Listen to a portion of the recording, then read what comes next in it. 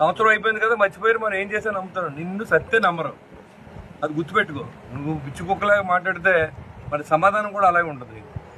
పవన్ కళ్యాణ్ స్థాయి ఏంటి, నీ స్థాయి ఏంటి చెప్పు. విలువ కూడా చేయని నువ్వు పవన్ కళ్యాణ్ విమర్శించే స్థాయి లేదు. ఈసారి మర్యాదగా ఉండదు. నీ మీద ఓ పక్కన కేసులు రుజువు అవుతూ ఉన్నాయి, అది నీకు తెలుసు. ఆడికెళ్ళి వాళ్ళ కాళ్ళు పట్టుకున్న ఓ పక్కన నీ బతికేంటో తెలుసు ఇక్కడ అందరికీ.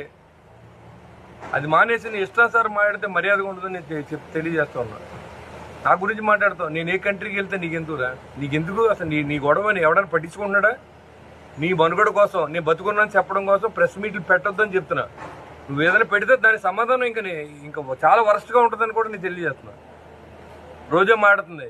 వీళ్ళంతా వీళ్ళ ఒక మోసలో పెరిగిన జనంలో ఉన్నారు. తిరుపతి టికెట్లు అమ్ముకుని బతికి నువ్వు పవన్ కళ్యాణ్ గురించి ఎమ్మెల్యేలు గాలి నా కొడుకులు గాలిలో నెగ్గారంటున్నావు. నువ్వు ఎలా నెగ్గావు? నువ్వు నెగ్గిన తర్వాత నువ్వు చేసిందేంటి?